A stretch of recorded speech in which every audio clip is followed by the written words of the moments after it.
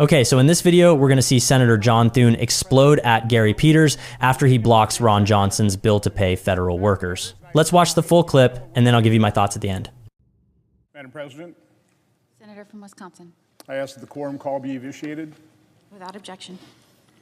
So, Madam President, 2 weeks ago I came to the floor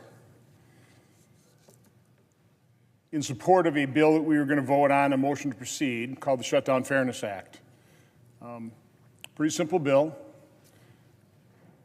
The name pretty well describes exactly what it is. It's trying to be fair during these dysfunctional shutdowns, that any of the federal workers who are forced to work because they're in our military, they're in federal law enforcement, they're TSA or they're air traffic controllers, that they're keeping this nation and Americans safe.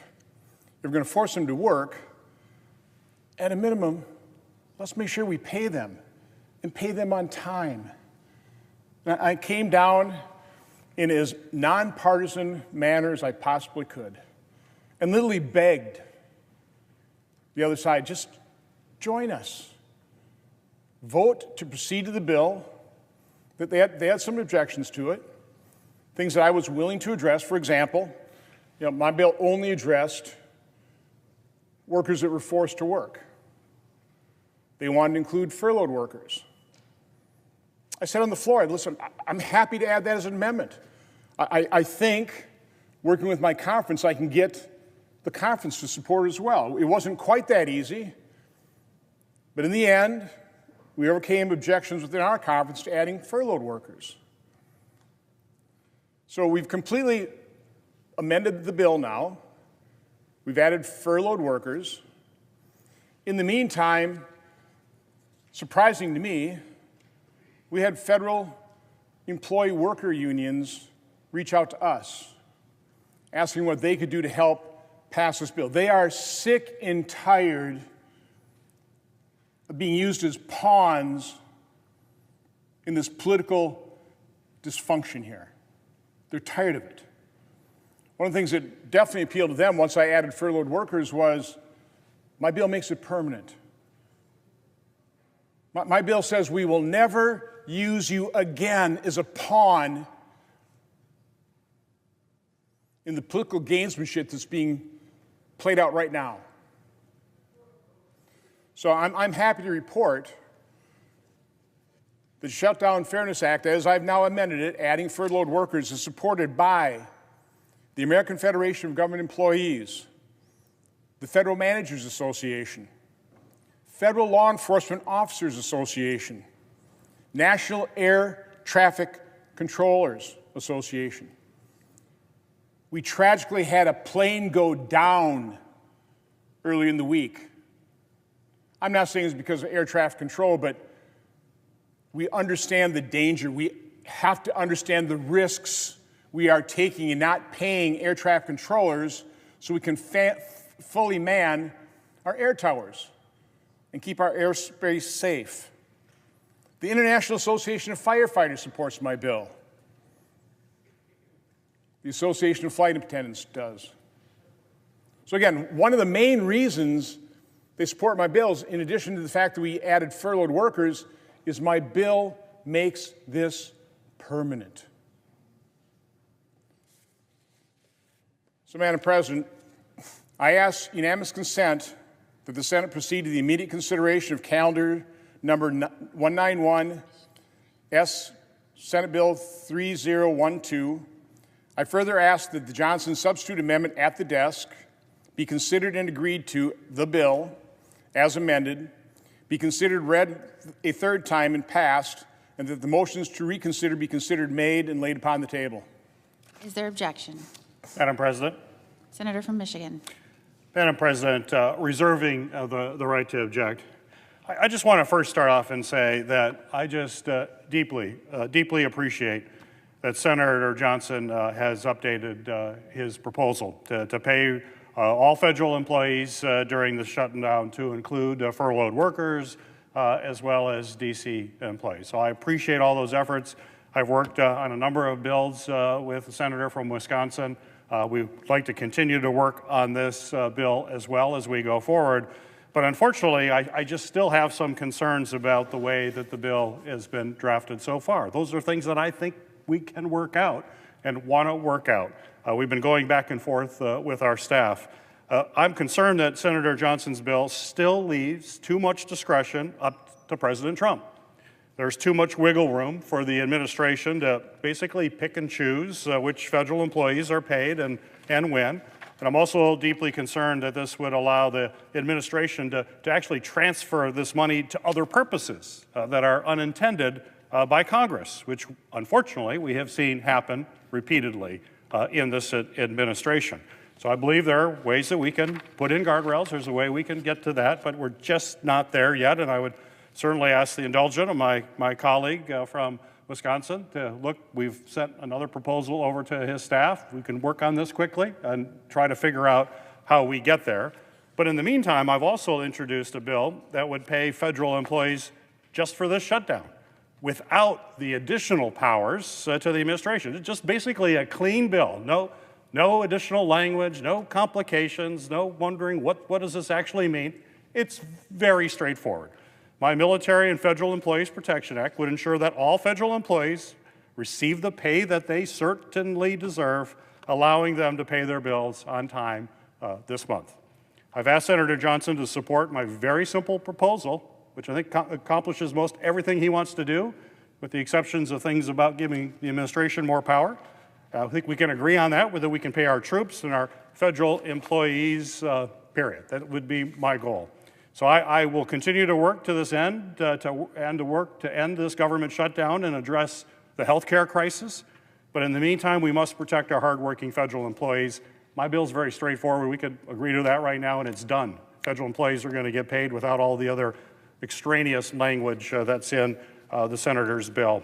Therefore, I ask that the senator modify his request so that instead the Appropriations Committee be discharged from further consideration S3043, and that the Senate proceed to its immediate consideration, that the bill be considered read a third time and passed, and that the motion to reconsider be considered, made, and laid upon the table.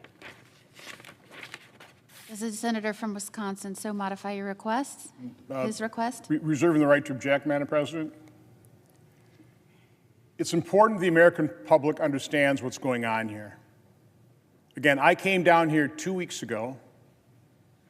I modified my bill quite dramatically. Entered into talks immediately with the senator from Delaware and the senator from Michigan. Within those talks, again, 2 weeks ago, they were accusing my bill of giving the president all this additional authority. In discussions staff to staff, they admitted there is no additional authority I'm giving to the president in this bill whatsoever. This bill is completely silent on president's authority in terms of who he can furlough. As a matter of fact, everybody's included. Every employee is now included. There's no discretion whatsoever in terms of who's furloughed, who gets brought back to work, who gets paid. They all get paid. The senator from Michigan is well aware of this. Those discussions, I'd say, petered out. Within a few days, I don't know, they're emboldened, they're just digging their heels in, they're going to continue this shutdown. Don't feel that they're getting blamed for it, didn't have much pressure on it. Now, here 2 weeks later, they want to redline the bill. Well, in that 2 weeks, we've had our bill examined exhaustively by our leadership, by OMB, by the unions. Our bill is in a really good place right now. We've tried to think of everything. No federal employee would be excluded from this. The senator from Michigan says my bill allows the president to pick and choose. That's total hogwash. Again, every federal employee, including contractors, gets paid. There's no picking and choosing. That is completely false. Money transfers? What is he talking about? More power? There's no power. It is completely silent in terms of presidential authority. These are false arguments. This is further evidence of the gamesmanship the Democrats are playing with people's lives. They are the party of big government. They've in effect taken a family member hostage. I see our leader on the floor here. He's been doing everything he possibly can to help Democrats release their own hostage. Open up the government. Once you do that, we're more than happy to talk to you about how to repair the damage done by Obamacare and transition to a system that works. But they're playing politics. They're using federal employees, and quite honestly, the American public now, whose flights are being delayed, whose skies are less safe. They're using public employees and the American public as pawns in this grotesque display of partisanship. My bill is very simple. It's backed by the public sector unions who generally don't support things I'm putting forward. And if the senator insists on objecting to this, preventing these people, these workers, these people who keep us safe from getting paid in this round, my guess is we'll take a vote on this to proceed to the bill. The problem with that is it's going to take much more time. If we could pass this by unanimous consent right now, we can send it over the House. The Speaker's already indicated if we pass the Shutdown Fairness Act, he'll bring his people back. They're on a 48-hour call. We could have this passed by Monday. Our skies would be safer again. Federal employees would be treated fairly. They would be paid. And they will never, ever be used as pawns in this kind of partisan, this grotesque partisan gamesmanship. So, Madam President, I will not modify my request. Wisconsin yield for Absolutely. Madam President, I'm trying to understand what's going on here, and perhaps the senator from Michigan can clarify. So every public sector employees union is supporting the senator from Wisconsin's bill, but you're objecting because you think it grants too much power to the president.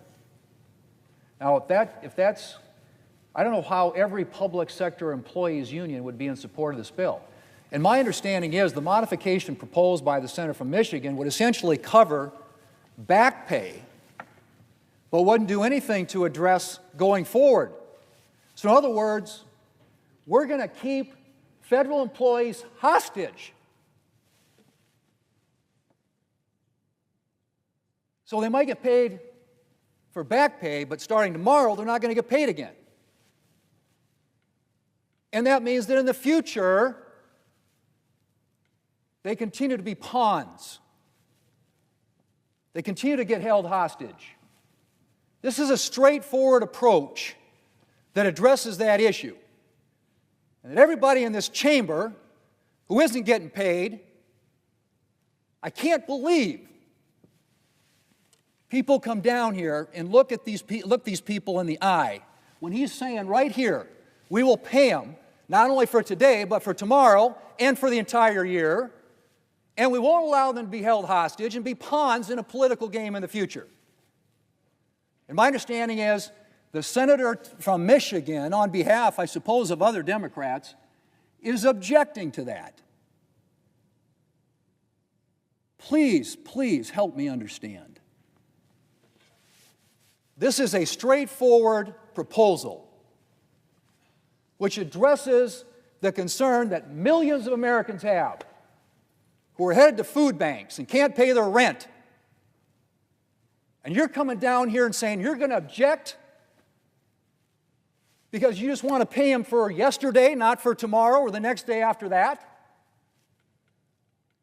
It's about leverage, isn't it? Isn't that what y'all been saying? It's about leverage? This isn't leverage. This is the lives of the American people. Senator of Wisconsin has put forward a straightforward proposal to pay people, federal employees, today, tomorrow, and in the future. And what you're essentially saying is, well, I'm fine with paying them for yesterday, but we're not going to pay them for tomorrow or for the day after that, for the future.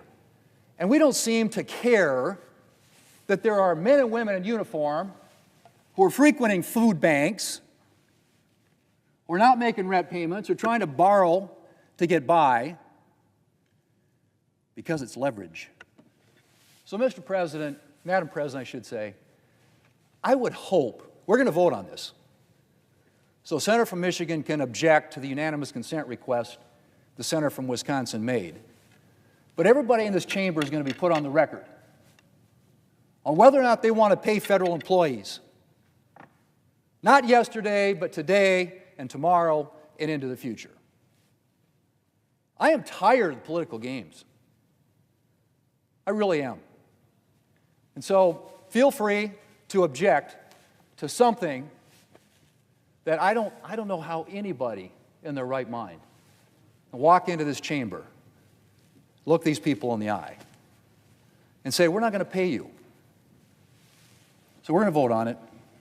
You object to it right now, but everybody in this chamber is going to vote on whether or not they want to pay federal employees, something that every single public employees union has said they support.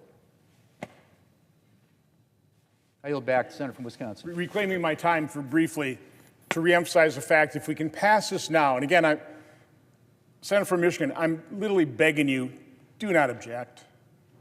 Do not object. It's still going to take a couple days to actually pass this. If we have to go the route of motion to proceed, getting on a bill, I mean, that's going to take quite some time. Our skies can't remain at this level right now. We can't continue these airport delays. We can't continue to use public sector employees and the American public in general as pawns in this partisan gamesmanship. So literally, I think you know me. You know I'm saying this in good faith. Please do not object. Let this bill pass so the House can come back and sign this into law, and these good people who are forced into work or who have been furloughed can get the pay they deserve. Again, today, tomorrow, and in the future, assured they will never, ever be used like pawns in these partisanship games. But again, I'll underscore, I will not modify my request. Madam President. Objection is heard to the modification. I have Senator, not objected yet. is there an objection to the original request? Thank you, Madam President. Senator from Wisconsin, I know your intent. You and I have worked on a lot of issues. That's not in question here. We do have problems with some of the language in this bill just to make sure that we have guardrails. I want to pay federal employees. That's why I have the bill that's on the floor right now that I'm trying to move. It will pay federal employees. It'll pay contractors as well. You're not doing that, I understand. Everybody who is being shorted right now should be paid, and that's what my legislation does. So we could do that. You know, I'm happy if you want to take my legislation and put your name on it, I'll support it, and we'll pass it right now and send it there, and people are going to get paid. So if you really want to do that, we could do that today. Would you want me to just to put your name on this bill and then we'll pass it? That would be fine to do that. But folks are, excuse me, I haven't reclaimed. So we can make that happen. And if you put it on the floor later, we'll go through the process. I would hope that you and I, during that process, could work on language to perhaps address some of the concerns that I have. It's not that we pay people. That's not my concern. I wouldn't be offering this legislation here today if I was concerned about that. I want them paid. Labor unions support my bill too. No surprise, they're getting paid. And that's why I've introduced it. This is not a political game. I hope we get the shutdown opened. I hope we're able to find common ground to say that we want to lower the cost of Americans of affordable health care, that we don't want to see their premiums go up and people lose insurance. I hope we can do that. It's not a game. I don't see this as leverage. Now, a president who refuses to release SNAP funds to feed people, now that is what is irresponsible and irreprehensible leverage. Money's available to feed people right now, and this president is saying no. The court has ordered him to put that money into food, and he says, I'm going to appeal it. That is absolutely despicable that the President of the United States wants to starve children in order to get his way. We got to move beyond that. We got to find common ground. I hope we can find common ground in this bill. My bill is just plain, simple, clean, no games, no other language. We know we have to have guardrails when we have a lawless president. We better put some guardrails in. He walks over Congress all the time. My colleagues on the Republican side, just let him walk over Congress all the time. I don't know why you ran for office if you just want to be run over by a president. We're a co-equal branch of government. We're here to represent the people of our states. So let's work together, be thoughtful about this, understand that if Congress puts this law forward, it actually goes the way we want, and we don't have a president that basically thumbs their nose at members of the Senate and the House and do what he wants, and he knows the Republicans will say, oh, well, that's fine. We're just here to rubber stamp. That's what we're here for. So let's hope we can work together to get this right, pay employees. They should be. They have a right to that. And I think we can do this if we can get together and get beyond the rhetoric and games we're here and the leader that I heard. It's also on this side as well. So let's work together. Let's open up this government. Let's end this shutdown. Let's make sure people have affordable health care in this country. Let's make sure our employees get paid. Let's do all of that this weekend. I'm on board for all that. Hopefully we can get it done. Is there objection to the original request? Madam President. Objection is heard. Senator from Wisconsin. So again, let me correct, I hate to say falsehoods, just presented here in the chamber. My bill is completely silent in terms of presidential authority. The senator from Michigan, I know they wanted to put language in there to restrict presidential authority, but the fact of the matter is, and I made him well aware of this, that's a bill that would never be signed into law. So if you're serious about actually paying the workers, you'll recognize the fact, admit that my bill is completely silent. It does not add, it does not detract from presidential authority. There's nothing in the bill that does that. Secondly, we tried to come accommodations with a number of senators from the other side for a couple of weeks. Pretty much fell on deaf ears. So again, I know it is unfortunate that he objected right now, and if we proceed and vote and actually get on the bill, and I hope at least we do that, that will take quite some time. So Sings has already objected. What I am happy to do, not happy, I'm very disappointed I'm going to have to do this, but we'll look at their language. If it's acceptable, and again, if he is doing anything with presidential authority, adding or detracting, that won't be signed into law. It's a fruitless exercise. But if we can accept their language, we'll look at it, and then maybe we can come back down here, do another unanimous consent request, and pass this today. That is what I hope we can do. So we'll look at the language. It's very unfortunate we didn't pass it right now, but maybe later this afternoon we can do so. With that, I yield the floor. Well, I don't get it. I'm sitting here trying to wrap my head around this. Ron Johnson comes in, he's done the work, he's amended the bill, he's added the things they asked for, and he's got the unions. He's got 6 of them. The flight attendants, the air traffic controllers, the people who do the jobs, and a Democrat stands up and blocks it. Make that make sense. How is Ron Johnson the guy defending the unions against the Democrats? And the excuse is pathetic.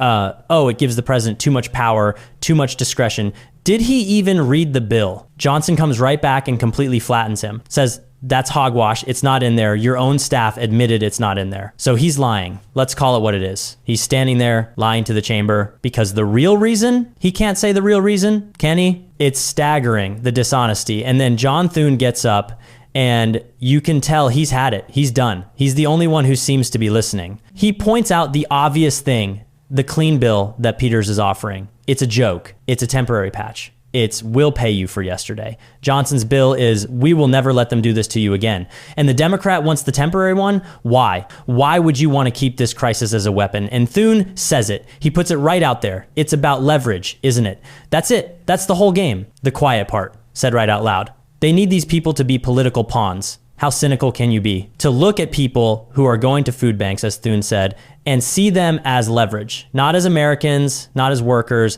as a chip to be played in your political games. It's disgusting. And I love that line from Thune. I'm tired of political games. Aren't we all? That's the whole problem. Johnson is trying to end the game, and Peters is trying to set up the board for the next round.